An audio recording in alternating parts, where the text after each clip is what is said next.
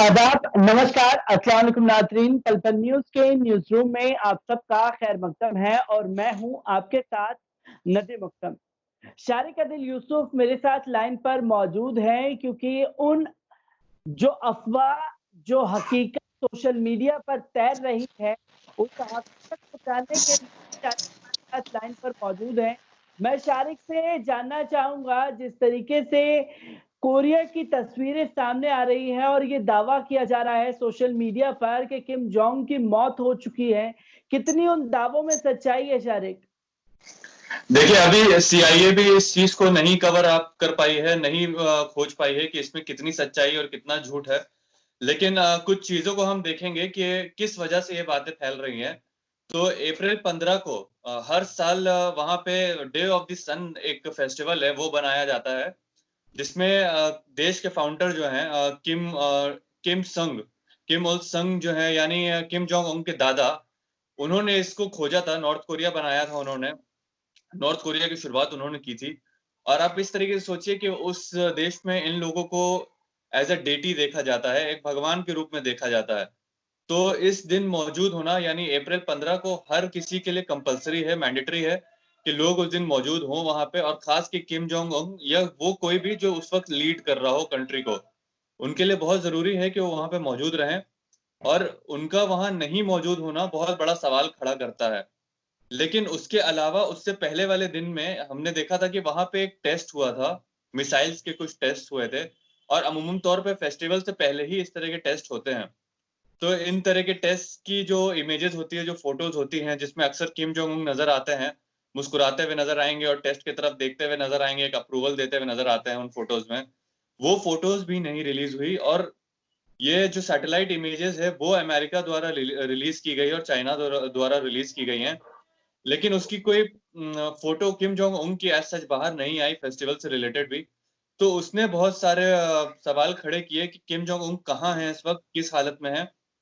और अगर सवाल ये खड़ा किया जाए कि आखिर नॉर्थ कोरिया इसको क्यों सीक्रेट रख रहा है, तो उसको मैं आपको 3 P में करके बताऊंगा। पहला है प्रोटेक्ट।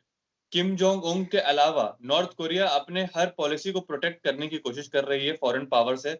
समझने की जरूरत है कि एक छोटा सा देश इतने तमाम बड़े देशों से घिरा हुआ है और अपने से कई ज्यादा पावरफुल देशों से घिरा हुआ है। तो प्रोटेक्ट करने के लिए उसके सबसे स्ट्रॉन्ग जो अगर कोई फीट है तो वो उसके सीक्रेट्स हैं। यानी बहुत क्लोजली कंट्रोल करना होता है उसको, सारी चीजों पे नजर रखना होता है। उसको ये देखना होता है कि कौन सी इंफॉर्मेशन बाहर जा रही है और कौन सी नहीं आ रही है। क्योंकि हमने थोड़े दिन पहले एक इंटरव्यू किया था नदीम, उसमें भी मैंने यही बात बोली थी कि नॉर्थ कोरिया में कोरोना को लेके क्या हो रहा है वो भी नहीं पता चल पाया है, क्योंकि वहां पे मीडिया बहुत स्ट्रांगली काम कर रहा है, बहुत जी। सीक्रेटली काम कर रहा है। दूसरा पी आता है प्लान। एक चीज ये हो सकती है कि नॉर्थ कोरिया ने कुछ बहुत बड़ा प्लान कर रखा है आगे के लिए, अपने ही देश के लिए या बाहर देशों से डिप्लोमेटिकली।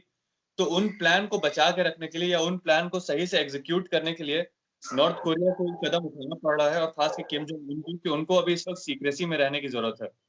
और तीसरा है पावर। अगर किम जोंग उन को कुछ होता है, अगर किम जोंग उन की मौत हो चुकी है या वो वाकई बहुत बीमार है, उस केस में पावर किसके पास जाएगी, उस चीज को बचा के रखने के लिए इन सीक्रेट को बना के रखना जरूरी है।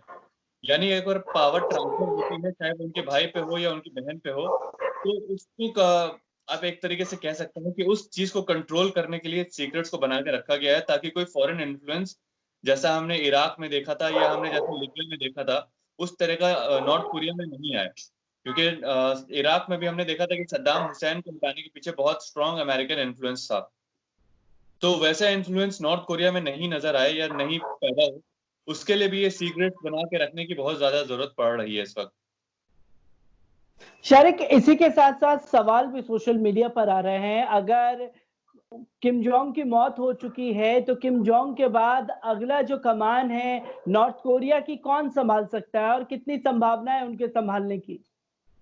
देखिए, इसकी शुरुआत मैं यहाँ से करता हूँ कि 23 और 21 अप्रैल से, मतलब 21 से 23 अप्रैल तक वहां के वोंसान शहर में एक ट्रेन नजर आई है, और वो train specifically Kim Jong Un इस्तेमाल करते हैं।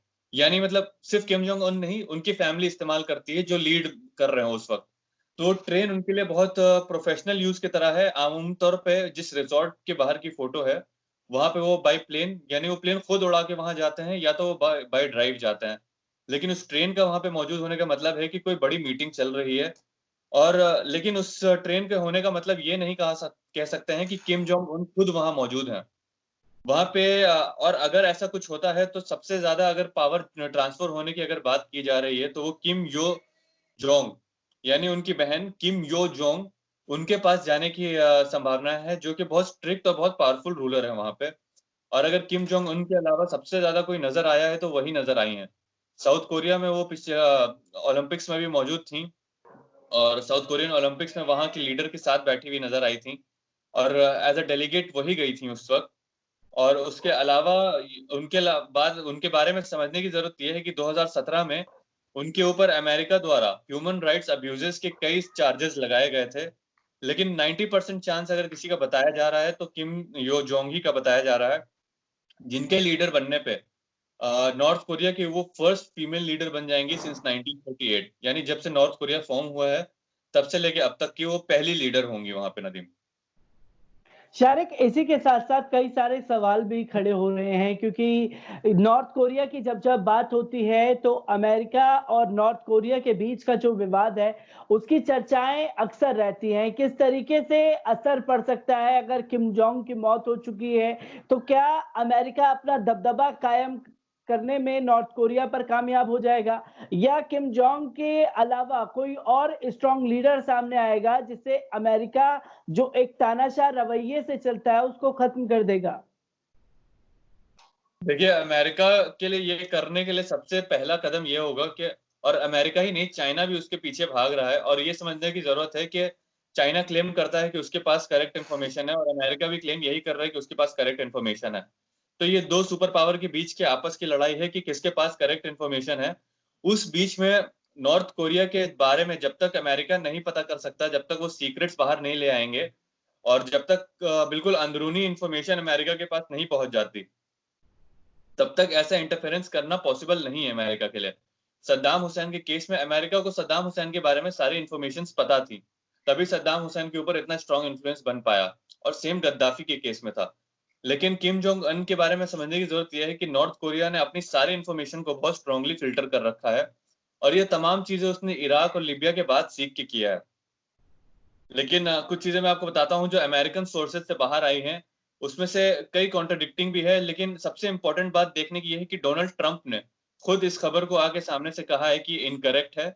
और उन्होंने ये भी कहा कि किम जोंग अन से उनका रिलेशन पर्सनली बहुत अच्छा है।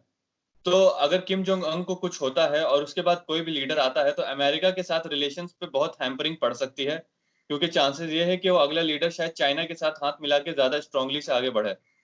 लेकिन कई दोनों ही केसेस में नॉर्थ कोरिया एक, आप समझ सकते हैं कि बहुत कमजोर देश है क्योंकि ओवरऑल, तो वो अपने सीक्रेसी और अपने मिलिट्री पावर के दम पे चल रहा है।